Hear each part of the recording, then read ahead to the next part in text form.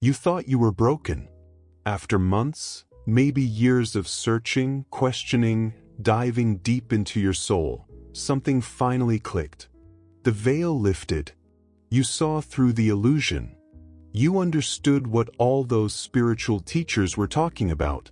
The ego, the conditioning, the endless chase for external validation. It all made sense. And then, nothing. Not the blissful nothing you expected. Not the peaceful surrender everyone promised. Just emptiness. Like someone turned off the lights in your soul and walked away. You wake up in the morning and the things that used to drive you, the dreams that kept you up at night planning, the goals that had you jumping out of bed, they feel like someone else's life. Foreign. Meaningless. You're not alone in this. And more importantly, you're not broken. There's something happening in your psyche right now that most spiritual communities don't talk about. Something that Carl Jung, one of the greatest minds in psychology, predicted would happen to anyone brave enough to truly wake up. It's not a bug in your awakening process. It's a feature. And once you understand what's really going on, this emptiness transforms from your greatest fear into your greatest gift. But first, let me tell you about Sarah. Sarah was one of those people who seemed to have it all figured out. Successful marketing executive, beautiful apartment, active social life. But inside, she felt hollow. So she did what many of us do. She started seeking. Meditation retreats, therapy, spiritual books, ayahuasca ceremonies. She was determined to find herself. And she did. One morning, after a particularly intense meditation session, it hit her like a wave. She saw it all clearly. The roles she was playing, the masks she was wearing, the constant need to prove herself, it was all just programming. She felt this incredible sense of freedom, like she'd been let out of a prison she didn't even know she was in. For about 2 weeks, she was on cloud 9. She felt enlightened, awake, finally authentic. She even called me, excited to share her breakthrough. "I finally get it," she said. "I've been living someone else's life my whole time." But then something strange happened. The excitement faded. Not gradually, but suddenly, like someone pulled the plug. She couldn't get excited about her job anymore. Her 5-year plan felt like a joke. Even her hobbies, things she genuinely loved, felt pointless. She spent entire weekends just lying on her couch, not depressed exactly, but empty. "I thought awakening was supposed to make life more meaningful," she told me months later. "Instead, I feel like I'm watching my life from the outside, like it belongs to someone else." Sound familiar? Here's what Sarah didn't know, and what most spiritual teachers won't tell you. This post-awakening emptiness isn't a sign that something went wrong. It's exactly what's supposed to happen. And Carl Jung saw it coming 100 years ago. Jung understood something that our modern spiritual culture seems to have forgotten. True awakening isn't just about seeing through illusion. It's about psychological death and rebirth. And just like any death, there's a period where you're not the old you anymore, but you haven't become the new you yet. Jung called this the transcendent function. It's the process where your conscious mind, the part that thinks it knows who you are, meets your unconscious mind, the part that actually knows who you are. And when these two worlds collide, everything stops making sense for a while. Think about it like this. Your entire life, you've been motivated by what Jung called the ego self. The part of you that wants to succeed, to be loved, to matter. That's not bad. That's normal human development. We need the ego to navigate the world, to build careers, to form relationships. But the awakening process doesn't just give you new insights. It fundamentally changes what motivates you. The ego self that used to drive you forward suddenly feels fake, forced, like wearing clothes that don't fit. And until your deeper self, what Jung called the true self, learns how to move in the world, you're stuck in limbo. It's like being a race car driver who's always been motivated by winning trophies, and then one day you wake up and realize the trophies are just plastic. You're still a great driver, you still have all the skills, but the thing that used to get you out of bed and onto the track, it's gone. You need a new reason to race. But here's where most people get stuck, and where our culture really fails us. We live in a world that worships productivity. Do more, be more, achieve more.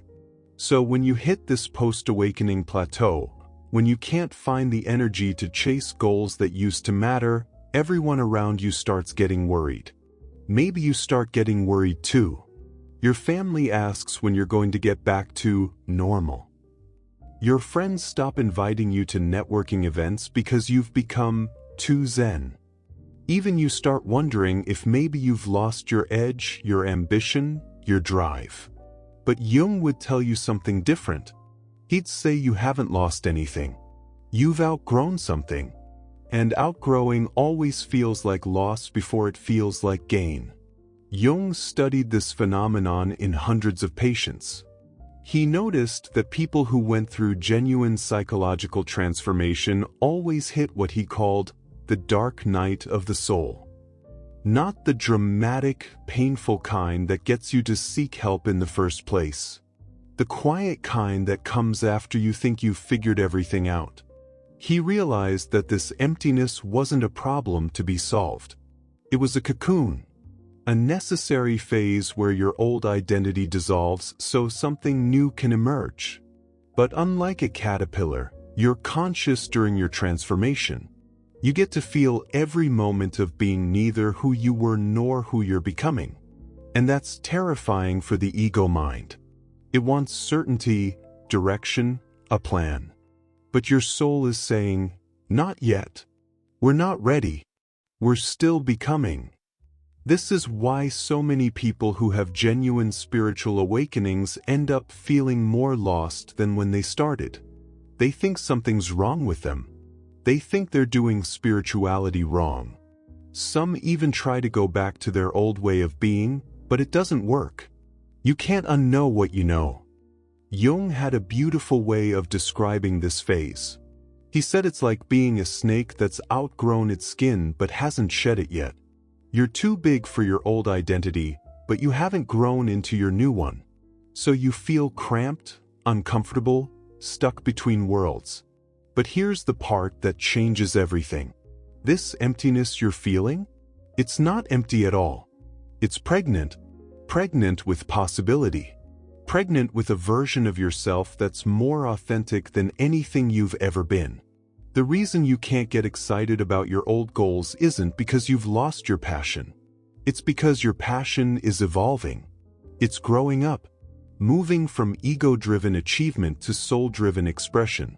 Jung believed that once someone goes through this transformation, they don't lose their ability to create, achieve, or contribute to the world. They just do it from a completely different place.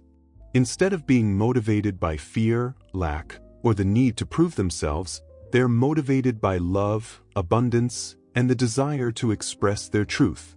But this new motivation doesn't feel like the old one.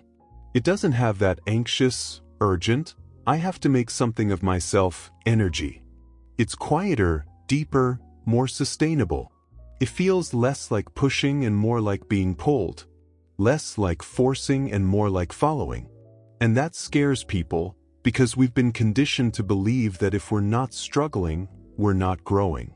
If we're not anxious about our future, we must not care about it. But Jung discovered the opposite. The people who learn to trust this new way of being often accomplish more meaningful work than they ever did before. They just do it without burning themselves out. Let me tell you what this looks like in real life. Remember Sarah?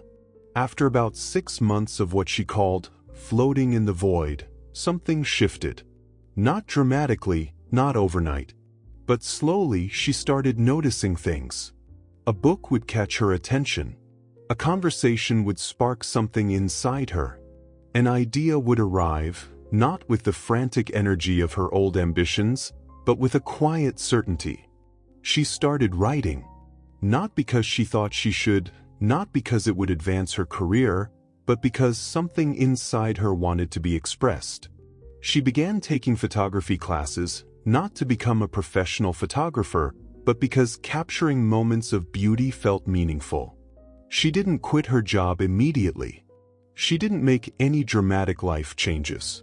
But she started showing up differently, making decisions based on what felt right rather than what looked right, saying no to opportunities that didn't resonate even when they seemed perfect on paper, trusting her intuition in ways she never had before.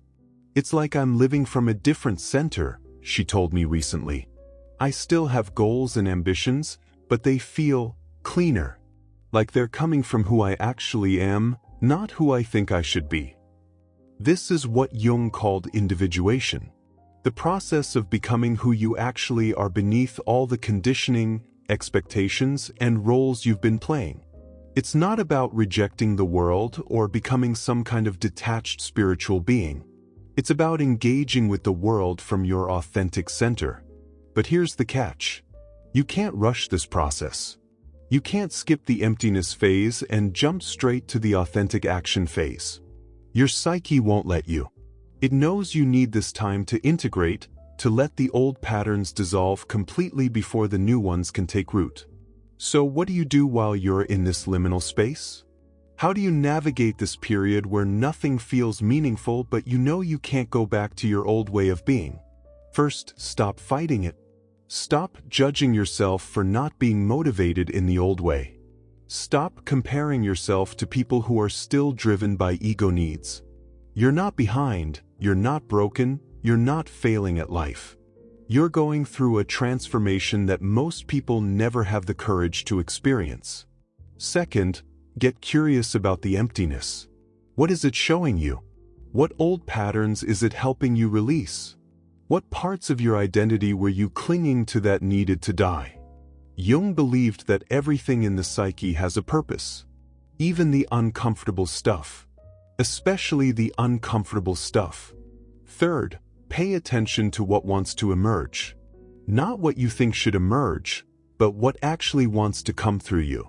It might be subtle at first, a gentle pull towards certain activities, people, or ideas, a sense of resonance that you can't quite explain. These aren't random impulses.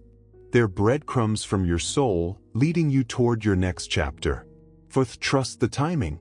Your psyche has its own wisdom, its own sense of when you're ready for each phase of your development. You can't force flowers to bloom before their season.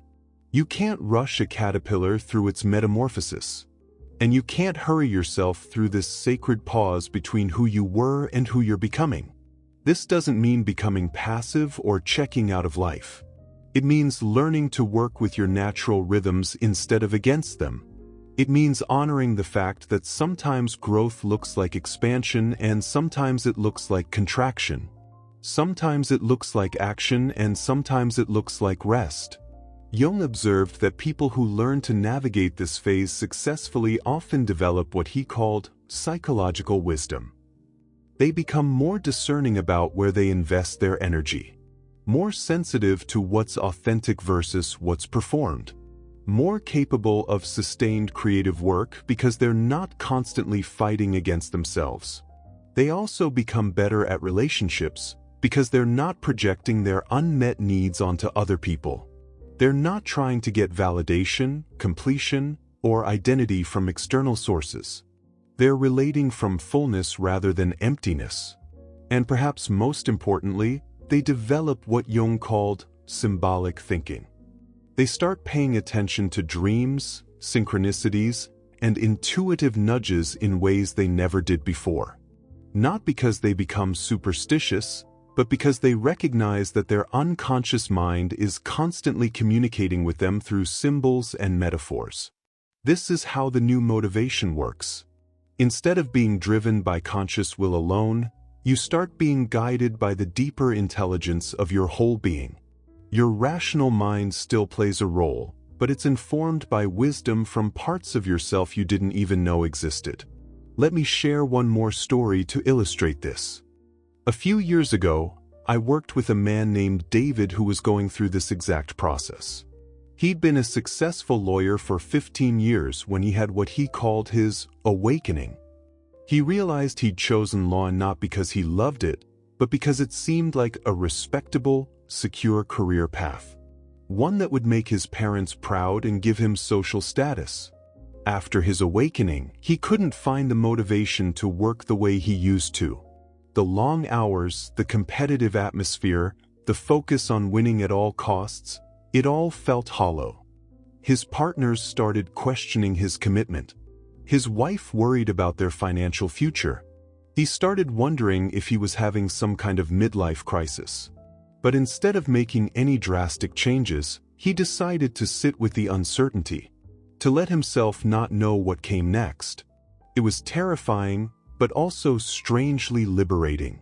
For the first time in his adult life, he wasn't forcing himself forward based on external expectations. Over time, he started noticing what brought him alive. It wasn't courtroom battles or corporate deals. It was the moments when he could help someone navigate a difficult legal situation with compassion and wisdom. The conversations where he could translate complex legal concepts into language people could understand. The cases where law could be used as a tool for justice rather than just profit. He didn't leave his firm immediately. Instead, he started gravitating toward different types of cases. He began offering pro bono services. He started speaking at community centers about legal rights. Slowly, organically, his practice evolved to reflect his values. 2 years later, he opened his own firm specializing in family law and social justice cases. He makes less money than he used to, but he wakes up excited about his work. More importantly, he feels like he's expressing who he actually is rather than playing a role someone else wrote for him. The emptiness wasn't the end of my ambition, he told me recently. It was the end of my false ambition. What came after feels so much more sustainable and satisfying. This is what post-awakening motivation looks like. It's not the absence of drive. It's the presence of authentic drive. Drive that comes from your core rather than your conditioning. Drive that sustains itself because it's aligned with who you actually are. But getting there requires patience. It requires trust. It requires being willing to not know for a while. And in our instant gratification culture, that's perhaps the hardest spiritual practice of all.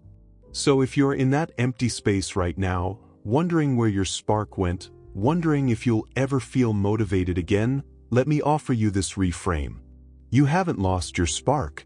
You've just discovered that what you thought was your spark was actually someone else's fire that you were trying to keep burning. Your real spark, your authentic fire, is still there. It's just waiting for the right conditions to ignite. And those conditions include space, silence, and the courage to let yourself be remade from the inside out. Jung believed that the goal of human development isn't to become successful in the eyes of the world. It's to become whole. To integrate all the parts of yourself that you've rejected, ignored, or never knew existed. To live from your center rather than your periphery. And sometimes, wholeness requires emptiness first. Sometimes, integration requires disintegration. Sometimes, finding yourself requires losing yourself completely. This isn't the end of your story. It's not even the end of your awakening. It's the intermission between acts. The quiet moment before the symphony begins. The sacred pause before you step into the most authentic chapter of your life. If this resonates with you, if it helps explain something you've been going through but couldn't quite name, I'd love to hear from you in the comments. Share your experience with this post-awakening emptiness. Let others know they're not alone in this process. And if you want more content exploring the psychological and spiritual dimensions of personal transformation, make sure to subscribe to Fractal Wisdom. Because understanding your inner world isn't just interesting. It's essential. And you deserve to have guides on this journey who won't sugarcoat the difficult parts or skip over the messy middle. Your emptiness is not a problem to be solved. It's a cocoon to be honored. And what emerges from it will be more beautiful than anything you could have planned.